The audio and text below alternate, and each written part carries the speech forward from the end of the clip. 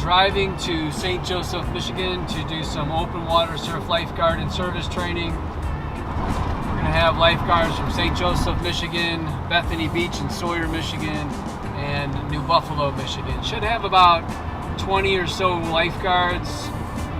Bob Pratt is coming all the way from Arizona to help participate with the training of this event. We're about to pass through Michigan City here on the highway in this trusty U-Haul cargo van because my truck is no longer reliable. My truck takes about 1 quart of oil every 300 miles just to go down, the local streets. So we're kind of in bad ways with having a Great Lakes Surf Rescue Project vehicle.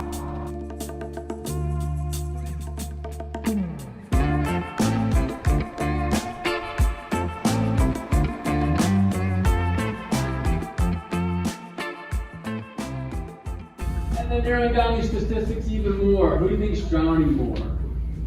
Males or females?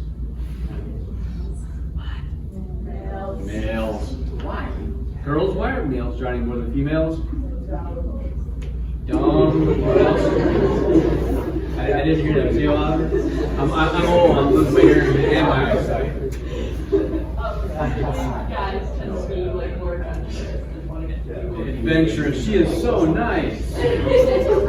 What could be in an auditorium in a high school with 500, students, and the girls usually gang up on the boys? They're stupid. They're showing off. They're dumb. And well, I don't want to advocate that guys are dumb and stupid because obviously I'm biased. But we do need to understand that actually 80% of all drowning victims are male. 4 out of 5. That's 1-year-old to 101-year-old across the board. It's not just adolescent males. It's every single all male. males. So, guys, this is when we talk to the guys in the room and in the auditoriums. We need to understand there's some psychological differences between males and females. Okay? Males are more likely to take risks, more susceptible to peer pressure, and more likely to overestimate their abilities. Because the Red Cross did a report where they had females estimate their swimming ability and then they tested them on it. Then they had males estimate their swimming ability and test them on it. How do you think the females did? Outstanding. Females estimate their swimming ability almost 100% accuracy. That's why there's far, far fewer females drowning. Less likely to put themselves in dangerous situations. And then how the guys do? We bombed it. Bombed it big time. On average, males overestimate their swimming ability by about 50%. Safe Kids Worldwide did a report, I think it was 2 years ago. The new finding is that 43% of all drownings happen in open water. Pools used to be the leading body of water, but because of technology and education, having permits to build a pool, having safety permits to make sure that your home pool, you have a self-locking gate, you have motion detectors. A lot of pools now have lifeguards. They're increasing water safety education. So open water is now the leading body of water where all drownings happen. And half of all drownings of 15 to 19-year-olds happen in open water. Drowning has changed in definitions over the years. And most of your parents, and maybe most of you, believe that drowning is always a fatal event. But it's not. In 2002, the World Health Organization, because there was a problem with that as a definition for drowning, decided to change the definition of drowning. So drowning is the process of experiencing respiratory impairments from submersion or immersion in liquid. The outcomes are classified in one of 3 things, and this is fancy speak for dying, living with complications, or living with no complications. When little Susie goes in the water, it's not a heart-related problem. It's an oxygen-related problem until it becomes a heart-related problem due to the lack of oxygen. So when you pull somebody out of the water, there's no oxygen in the lungs. They've already used up all the oxygen that they've had in their lungs, and they've moved all that around, and now their lungs are full of carbon dioxide, and that's not going to help. Pushing on the chest is only going to move that carbon dioxide out to the brain and the body, and it's not going to help any because there's no oxygen there.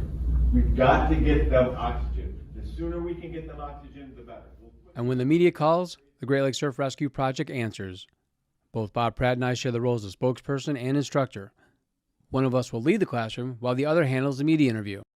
Lake Michigan has accounted for more than half of all known drownings on the Great Lakes. Now, one organization is trying to raise awareness for swimming safety on Lake Michigan. Fox 11 meteorologist Phil DeCastro has the story. Once the weather heats up in northeast Wisconsin, people flock to the hundreds of miles of beach we have along Lake Michigan in order to cool off. It happens every summer. And tragically, every summer, we also hear of drownings on our neighboring Great Lake to the east. Dave Benjamin is the co-founder of the Great Lakes Surf Rescue Project and says drowning happens much more quickly than people realize. Hollywood, TV shows, cartoons often misportray drowning as lots of yelling, waving, splashing, a long traumatic event that's going to last several minutes at the surface, when a drowning person is not going to be able to yell for help or wave for help. They're not going to be a lot of splashing. Just going to be a head, a little bit of submersion, and then they're gone. According to their website, which tracks drownings on the Great Lakes, there have been nearly 1,000 drownings on the lakes since 2010. And there have already been 18 just through the end of May this year. Lake Michigan alone, by the way, accounts for nearly half of all of those drownings that they have found since they've started tracking it. But not all parts of Lake Michigan appear to be as dangerous as others.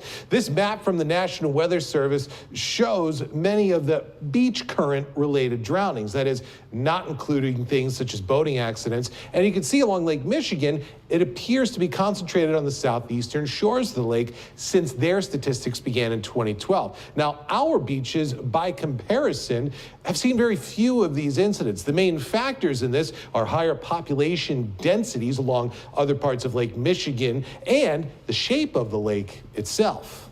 Its configuration from north to south is about 307 miles long, and from east to west, it's about 118 miles wide. So when we have, say, north winds fetching 307 miles all the way to the south end, it gets the whole lake moving with waves and dangerous currents.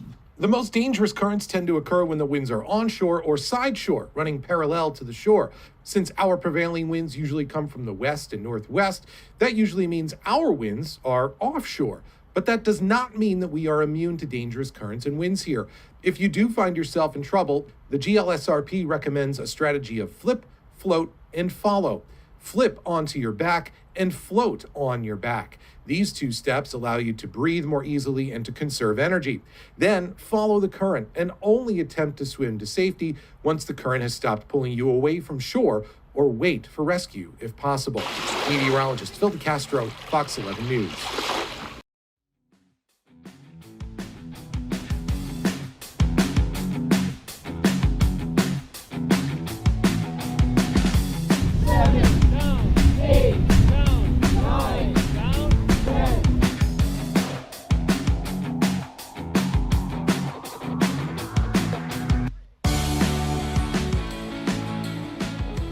Dolphin diving, two big things. So what I do is I take a lead step up my left, lead step, boom, pull the sand, lead step, boom, and you just keep going. In and out off of these cones. But each time you come in, you run around that, and then you run around that, and then it's done.